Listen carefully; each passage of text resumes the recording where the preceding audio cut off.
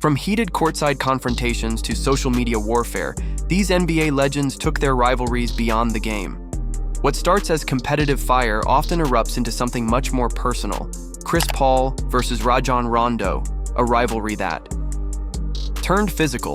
It's hot now. Paul punches a throw. Paul punches a throw. Paul and Rondo throwing punches. Ingram comes in. He's throwing punches. Security trying to separate. So are some of the teammates. The tension between Chris Paul and Rajon Rondo had been simmering for over a decade, beginning in 2009 when Rondo declared, "You'll never win a ring." Their hatred was palpable both on and off the court. Then came October 2018 during a Lakers-Rockets matchup. What did you see out there during the dispute? Didn't see anything.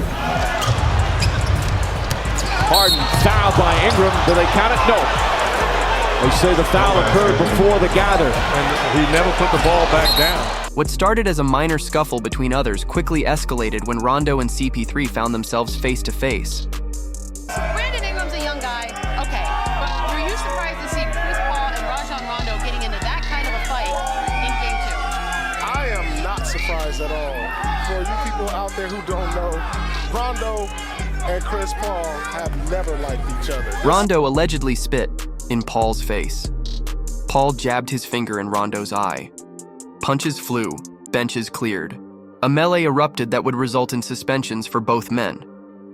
Paul Pierce, who knew both players well, wasn't surprised. "I'm shocked this is their first fight, actually." Scottie Pippen versus Charles Barkley, when teammates become enemies. When Michael Jordan retired in 1999, Scottie Pippen teamed up with Charles Barkley. Charles Barkley, Michael Jordan, and Scottie Pippen.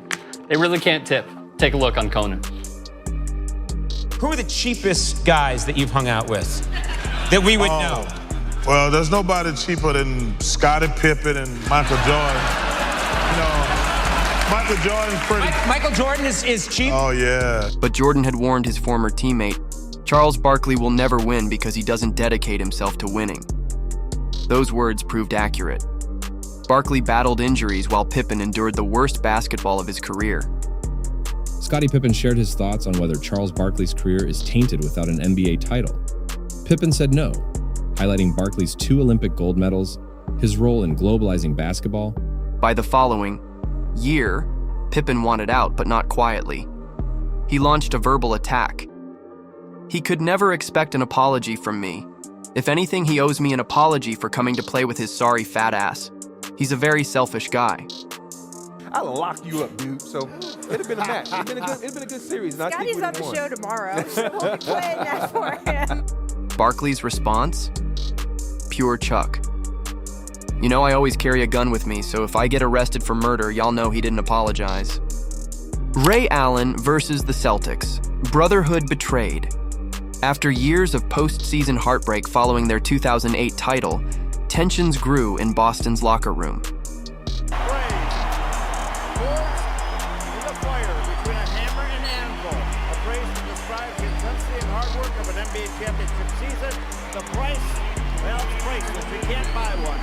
Allen pushed for the Celtics to trade Rajon Rondo for his bitter rival Chris Paul.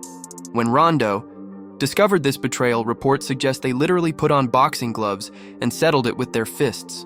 But Allen wasn't done. In 2012, he committed basketball treason by joining the Celtics' most hated rival, the Miami Heat super team with LeBron, Wade, and Bosh. Kevin Garnett didn't hide his pain. "When I said publicly that he's the enemy, it's not that he departed. Kevin, 11-time All-Star, League MVP, Defensive Player of the Year. Now it's time to add to your resume, NBA champion. How does that sound?" It's that he went to the very team that we considered the enemy more than anybody, the Miami Heat. Oh, they got good players and a terrific coach. Oh, they got a couple good players. And they got a 500 record. I mean, come on. Don't be fooled by that record. Miami stinks. The 2008 championship Celtics remain tight-knit today, but one face is always conspicuously absent from reunions. LeBron James versus Kareem Abdul-Jabbar, Generational Warfare 2020. LeBron shared a harmless Instagram joke that somehow triggered Kareem, who called it a blow to LeBron's legacy. Later, after hitting a clutch three-pointer, LeBron celebrated with his big balls celebration. Kareem rushed to condemn him. Winning is enough. Why do you need to do a stupid, childish dance and disrespect the other team? The tension peaked in 2023 when LeBron surpassed Kareem's all-time scoring record, a mark Abdul-Jabbar had held for 40 years. While Kareem attended the historic game, the interaction was cold and forced. The clash represents more than personal animosity. It's a collision between basketball eras, playing styles, and approaches to athlete activism. Two legends who should celebrate each other's greatness instead find themselves locked in a silent battle of generational ideologies. Charles Barkley versus Kevin Durant. Old school versus new school. During the 2022 playoffs, as Durant and the Nets struggled, Barkley unleashed, "All these bus riders, they don't mean nothing to me. If you ain't driving the bus, don't walk around telling me you're a champion." Despite Durant's 2 finals MVPs, Barkley's words cut deep.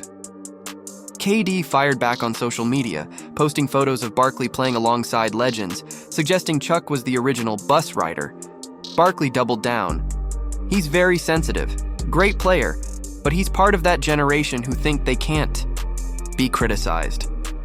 This feud perfectly encapsulates the growing divide between basketball eras, old school toughness versus new age player empowerment.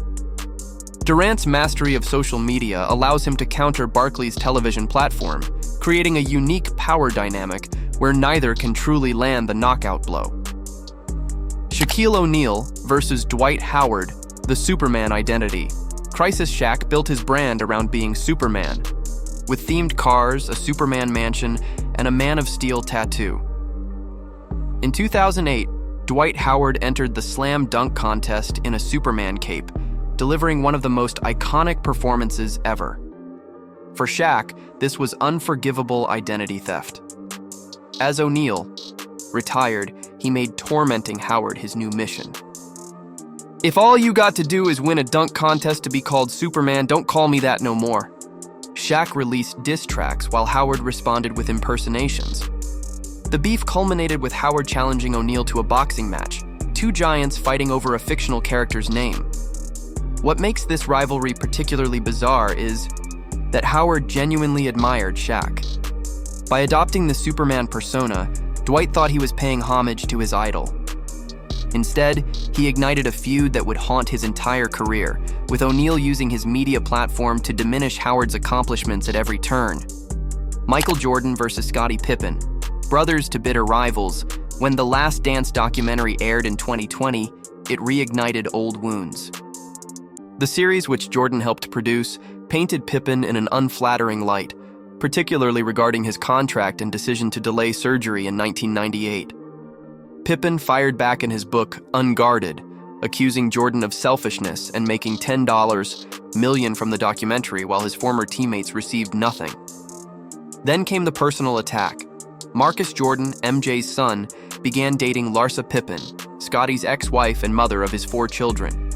A partnership that produced 6 championships disintegrated into personal vendettas. Perhaps the most painful aspect of this rivalry is how it tarnishes basketball's greatest dynasty. 6 championships together should have cemented a lifelong brotherhood. Instead, money, ego, and perceived disrespect have transformed one of sport's most successful partnerships into a cautionary tale about how quickly bonds can shatter. Kobe Bryant versus Shaquille O'Neal. The dynasty that imploded. When Dao Sao Pi. Shaq joined the Lakers in 1996.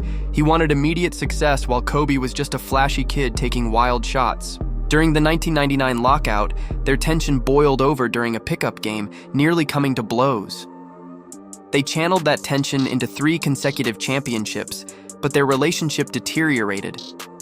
Kobe criticized Shaq's conditioning, while Shaq resented Kobe's relentless work ethic.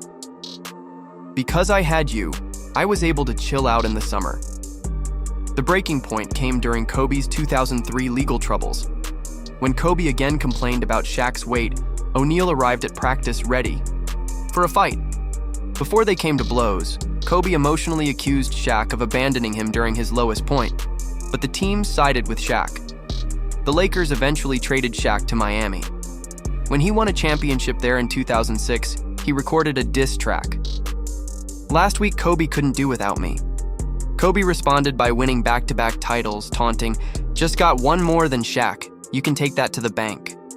What's remarkable about this rivalry is its evolution.